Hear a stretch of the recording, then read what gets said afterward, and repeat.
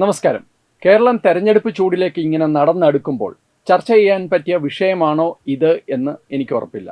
പക്ഷേ കേരളം ഉൾപ്പെടെ ഭാരതത്തിൻ്റെ ദേശീയതയുമായി ദേശീയ സുരക്ഷയുമായി ബന്ധപ്പെട്ട വളരെ പ്രാധാന്യമുള്ള ഒരു വിഷയമായതുകൊണ്ട് ഇത് ചർച്ച ചെയ്യാതിരിക്കാനും സാധ്യമല്ല.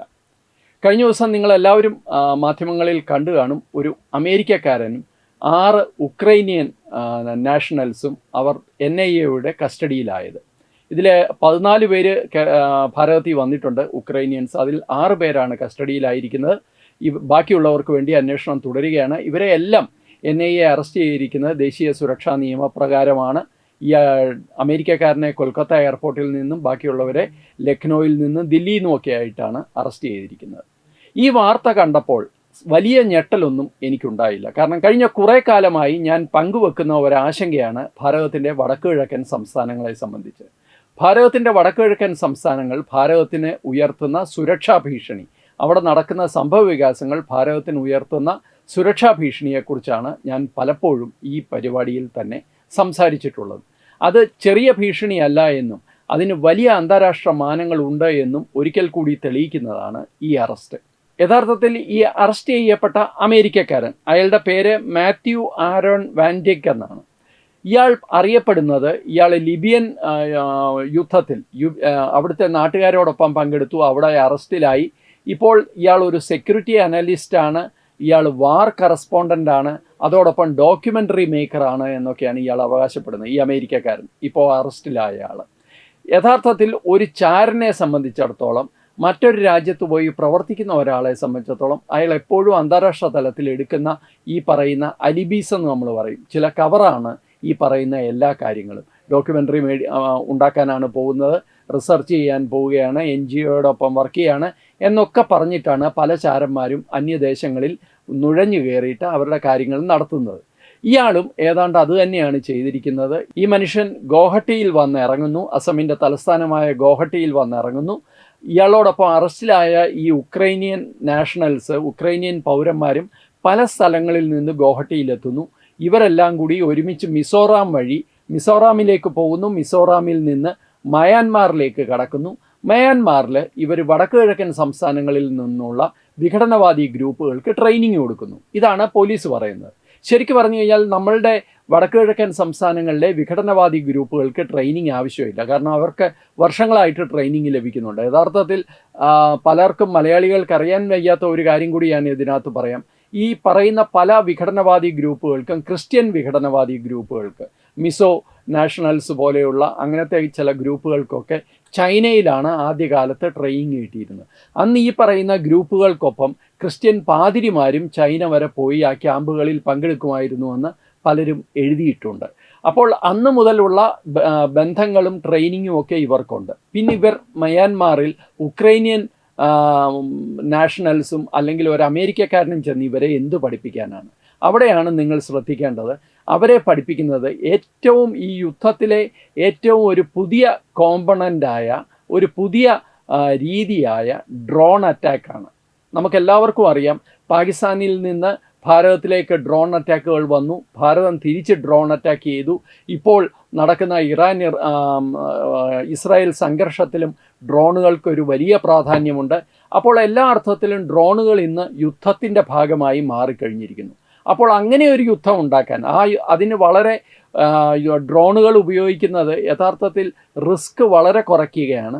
അത് വളരെ ഈസിയാണ് കൈകാര്യം ചെയ്യാൻ. ഫൈറ്റർ വിമാനങ്ങൾ പോലെ ആകാശത്തിന് മുകളിൽ ചെന്ന്, അല്ലെങ്കിൽ മിസൈലുകൾ പോലെ വളരെ ചിലവുള്ള യുദ്ധ രീതികളൊന്നുമല്ല ഡ്രോണുകൾ. അതുകൊണ്ട് തന്നെയാണ് ഇറാൻ്റെ കയ്യിലൊക്കെ 1,00,000-ഓളം ഡ്രോൺ ഉണ്ടെന്ന് പറയുന്നത്.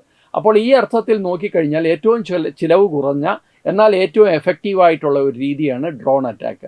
അപ്പോൾ ഈ ഡ്രോണുകൾ എങ്ങനെ ഉപയോഗിക്കണമെന്ന് ഈ വിഘടനവാദികളെ പഠിപ്പിക്കാനാണ് ഈ അമേരിക്കക്കാരനും ഉക്രൈനിയൻസും അവിടെ എത്തിയത്. കാരണം ഉക്രൈൻ പൗരന്മാർക്കും ഇത് കൃത്യമായിട്ടറിയാം, അവിടെയും ഒരു യുദ്ധം നടക്കുകയാണ്. ഇവരെന്തായാലും ആരും സ്പോൺസർ ചെയ്യാതെ, ഇതിൻ്റെ പിന്നിൽ ഒരു കൃത്യമായ പദ്ധതിയില്ലാതെ ഉക്രൈനിൽ കിടക്കുന്നവരും അമേരിക്കയിൽ കിടക്കുന്നയാളും മയാൻമാറിലെ വലിയ കാടുകളിൽ, അതിനിബിഡമായ വനമാണ്, ആമസോൺ വനങ്ങളെ പോലും ഓർമ്മിപ്പിക്കുന്ന തരത്തിലുള്ള വനങ്ങളാണ്. അത് വടക്കുകിഴക്കൻ സംസ്ഥാനങ്ങളിലൊക്കെ പോയിട്ടുള്ളവർക്കറിയാം. മ്യാൻമാറിൻ്റെയും ഭാരതത്തിൻ്റെയും അതിർത്തിയിലൊക്കെ അത്തരം വനങ്ങളാണ്. ആ വനങ്ങൾക്കുള്ളിലാണ് ഈ വിഘടനവാദി ഗ്രൂപ്പുകൾ പ്രവർത്തിക്കുന്നത്. അവർ എന്നിട്ട് ഇന്ത്യയിലേക്ക് ആൾക്കാരെ വിടുന്നതും ഒക്കെ. അപ്പോൾ ബംഗ്ലാദേശിലുണ്ട്, മ്യാൻമാറിലുണ്ട്. അപ്പോൾ ഇവരെയൊക്കെ ഈ ഡ്രോൺ അറ്റാക്ക് പഠിപ്പിക്കാനാണ് ഇവർ എത്തിയത്. അപ്പോൾ ഇത് ഒരു കൃത്യമായ പദ്ധതിയാണ്. ഞാനിത് പല കാര്യങ്ങൾ കൂട്ടി വായിക്കുമ്പോൾ ഇതിൻ്റെ പിന്നിൽ കൃത്യമായിട്ട് ഒരു രാജ്യമാണ് എന്ന് നമുക്ക് എടുത്തു പറയാൻ സാധിക്കും. അത് അമേരിക്കയാണ്. അമേരിക്കയാണ് ഭാരതത്തിൻ്റെ വടക്കുകിഴക്കൻ സംസ്ഥാനങ്ങളിൽ ഇപ്പോൾ അസ്ഥിരതയുണ്ടാക്കാനും, അസ്ഥിരതയുണ്ടാക്കുക മാത്രമല്ല ഈ പ്രദേശത്ത് അവർക്കൊരു വലിയ താവളമുണ്ടാക്കാനുമുള്ള ശ്രമങ്ങൾ നടത്തുന്നത്. അതെങ്ങനെയാണ് എന്ന് ചോദിച്ചു കഴിഞ്ഞാൽ 3 സംഭവങ്ങൾ പറയാം. ഈ കഴിഞ്ഞ ജനുവരിയിലാണ്, നമ്മൾക്കെല്ലാവർക്കും ഓർമ്മയുണ്ട്, പ്രസിഡന്റ് ട്രംപ് ഭാരതത്തിനെതിരെ അധിക നികുതി ചുമത്തുന്ന കാര്യവും ഭാരതവുമായുള്ള ബന്ധം വഷളാക്കും വിധമുള്ള പ്രസ്താവനകളും ഒക്കെ നടത്തി ലോക ശ്രദ്ധ പിടിച്ചുപറ്റിയത്. ഭാരതവുമായി ഇത്ര വലിയൊരു തെറ്റലുണ്ടാകുമെന്ന് ആരും പ്രതീക്ഷിക്കാത്ത സമയത്താണ് ട്രംപിൻ്റെ ഈ പ്രതികാര നടപടി എന്ന് തന്നെ വിശേഷിപ്പിക്കാവുന്ന ചില കാര്യങ്ങളൊക്കെ ട്രംപ് ചെയ്യുകയും ഭാരതം വളരെ നിശബ്ദമായി വളരെ മെച്യൂരിറ്റിയോടുകൂടി ആ വിഷയം കൈകാര്യം ചെയ്യുകയും ചെയ്തു.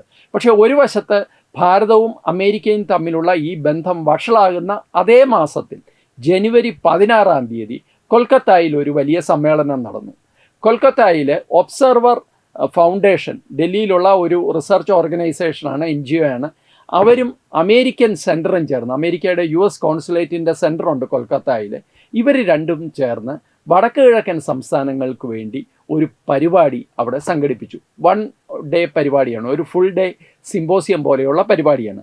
ആ പരിപാടിയിൽ നോർത്ത് ഈസ്റ്റിൽ നിന്ന് വളരെ സെലക്റ്റഡ് ആയിട്ടുള്ള 35 പേരെയാണ് അവർ പങ്കെടുപ്പിച്ചത്. അതായത് വിവിധ വടക്കുകിഴക്കൻ സംസ്ഥാനങ്ങളിൽ നിന്നുള്ള 35 പേരെ ഇവർ പങ്കെടുപ്പിച്ചു. അതിൽ അക്കാഡമിക് രംഗത്ത് പ്രവർത്തിക്കുന്നവരുണ്ട്, മാധ്യമരംഗത്ത് പ്രവർത്തിക്കുന്നവരുണ്ട്, ബിസിനസ്സുകാരുണ്ട്, ഗവൺമെൻറ് സംഘടനകളെ അതേപോലെ പ്രസ്ഥാനങ്ങളെയൊക്കെ പ്രതിനിധീകരിച്ച് വരുന്നവരുണ്ട്. അപ്പോൾ അങ്ങനെ ചിന്തിക്കുന്ന, എഴുതുന്ന, മറ്റുള്ളവരെ ഇൻഫ്ലുവൻസ് ചെയ്യാൻ സാധിക്കുന്ന ഒരു 35 പേരെ വിളിച്ച് ഇവർ ക്ലാസ് എടുക്കുകയായിരുന്നു. നോർത്ത് ഈസ്റ്റേൺ സംസ്ഥാനങ്ങളുടെ വികസനത്തിനു വേണ്ടി അമേരിക്കൻ സർക്കാർ എന്തൊക്കെ ചെയ്യാൻ സാധിക്കും, ഇതായിരുന്നു വിഷയം.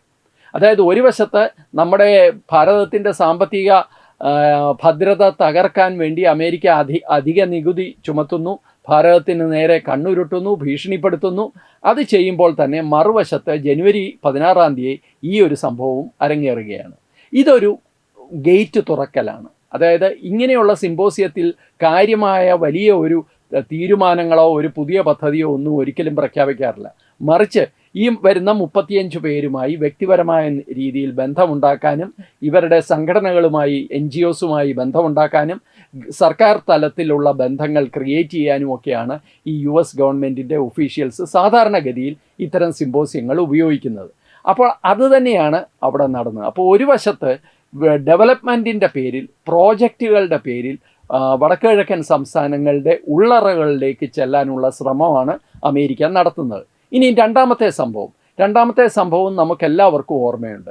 കഴിഞ്ഞ മെയ് 2024 ഇപ്പോൾ സ്ഥാനഭ്രഷ്ടയാക്കപ്പെട്ട ഷെയ്ഖ് ഹസീന ഒരു കാര്യം പറഞ്ഞത്. അവർ പറഞ്ഞത് ഈ വടക്കുകിഴക്കൻ സംസ്ഥാനങ്ങൾ കേന്ദ്രീകരിച്ച് അമേരിക്ക ഒരു ക്രിസ്ത്യൻ രാജ്യം ഉണ്ടാക്കാൻ ശ്രമിക്കുന്നു എന്നാണ് പറഞ്ഞത്. സോ നേഷൻ, സോ പീപ്പിൾ എന്നൊക്കെ പറഞ്ഞ് അവരുടെ ഒരു ക്രിസ്ത്യൻ നേഷൻ ഉണ്ടാക്കാൻ ശ്രമിക്കുന്നു. അതിൽ മിസോറാമിൽ നിന്ന്, നാഗാലാൻഡിൽ നിന്ന്, അസമിൻ്റെ വിവിധ ഭാഗങ്ങൾ, അതേപോലെ നാഗാലാൻഡിൻ്റെ വിവിധ ഭാഗങ്ങൾ, നോർത്തേൺ കിഴക്കൻ മ്യാൻമാറിൻ്റെ കുറേ ഭാഗങ്ങൾ, ബംഗ്ലാദേശിൻ്റെ കുറേ ഭാഗങ്ങൾ, ഇതെല്ലാം ചേർത്ത് ഒരു പുതിയ ക്രിസ്ത്യൻ രാജ്യം അവിടെ ഉണ്ടാക്കാനുള്ള ശ്രമമാണ് അമേരിക്ക നടത്തുന്നതെന്നാണ് ഷെയ്ഖ് ഹസീന പറഞ്ഞത്.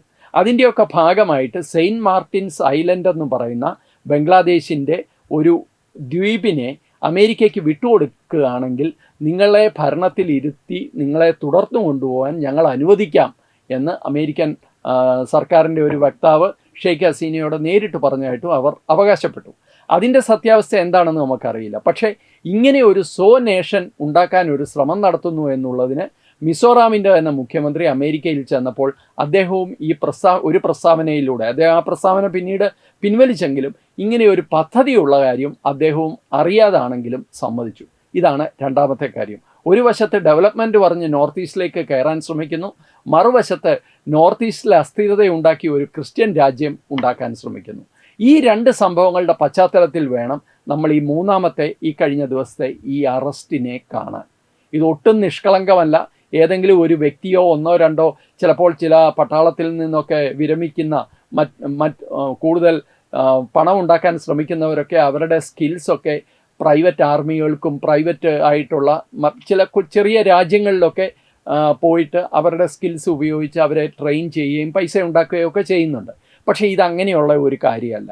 ഇത് വളരെ കൃത്യമായി അമേരിക്കൻ സർക്കാരിൻ്റെയോ CIA വളരെ കൃത്യമായ പിന്തുണയോടുകൂടി നടക്കുന്ന ഒരു വലിയ പദ്ധതിയാണ് പൊളിച്ചത്. പക്ഷേ ഈ പദ്ധതിയുടെ ഈ ഒരു അറസ്റ്റിൻ്റെ കാര്യം നമ്മുടെ മാധ്യമങ്ങൾ റിപ്പോർട്ട് ചെയ്തപ്പോൾ ഞാൻ ശ്രദ്ധിച്ചത്, ഈ അറസ്റ്റ് ചെയ്യപ്പെട്ട വ്യക്തി ഈ മാത്യു ആരോൺ വാൻഡിക്കെ, ഇയാൾ ആരാണ്, ഇയാൾ എങ്ങനെ വന്നു, ഇയാളുടെ വ്യക്തിപരമായ ബന്ധങ്ങളും ഇയാളുടെ വിവരങ്ങളും എന്തൊക്കെയാണ്. ഒരുപക്ഷെ ഇയാളെ അറസ്റ്റ് ചെയ്ത് അജിത് ദോവൽ, അമേരിക്കയിൽ നമ്മളുടെ ഒരു റോയുടെ ഏജൻ്റ് എന്ന അവകാശം അമേരിക്ക പറയുന്ന ഒരാളെ അറസ്റ്റ് ചെയ്തു വെച്ചിരിക്കുന്നു, ഇവരെ തമ്മിൽ എക്സ്ചേഞ്ച് ചെയ്യാൻ വേണ്ടി പിടിച്ചു വെച്ചാണ്. ഇത്തരം ചില കഥകളൊക്കെയാണ് നമ്മുടെ മാധ്യമങ്ങളിൽ വന്നത്. പക്ഷേ യഥാർത്ഥ വിഷയം അതൊന്നുമല്ല. യഥാർത്ഥ വിഷയം നമ്മളുടെ വടക്ക് കിഴക്കൻ സംസ്ഥാനങ്ങളെ അസ്ഥിരമാക്കാൻ അമേരിക്ക നന്നായിട്ട് പണിയെടുക്കുന്നു എന്നുള്ളതാണ്. നമ്മൾ വളരെ കൃത്യമായി നോക്കിയില്ലെങ്കിൽ, ഒരു വർഷം മുമ്പ് ഞാൻ ഈ പരിപാടിയിൽ പറഞ്ഞിട്ടുണ്ട്, അസമിനും അതേപോലെ പഞ്ചാബിനും കശ്മീരിനും ഒക്കെ ശേഷം ഇന്ത്യയുടെ വടക്ക് കിഴക്കൻ സംസ്ഥാനങ്ങൾ കേന്ദ്രീകരിച്ച് വലിയ തോതിൽ വിഘടനവാദ പ്രവർത്തനങ്ങൾ വീണ്ടും ആരംഭിക്കാൻ സാധ്യതയുണ്ട്.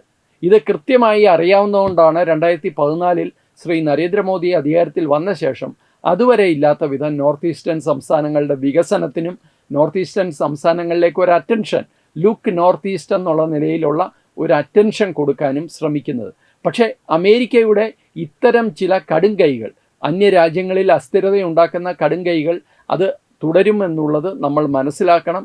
തീർച്ചയായിട്ടും നോർത്ത് ഈസ്റ്റേൺ സംസ്ഥാനങ്ങളെ മറ്റ് ഭാരതത്തിൻ്റെ ബാക്കി ഭാഗങ്ങളോട് ചേർത്ത് നിർത്താനുള്ള നടപടി സർക്കാരിൻ്റെ ഭാഗത്തു നിന്നും സുരക്ഷാ ഏജൻസികളുടെ ഭാഗത്തു നിന്ന് നിതാന്ത ജാഗ്രതയും ഈ വിഷയത്തിൽ ആവശ്യമാണ്.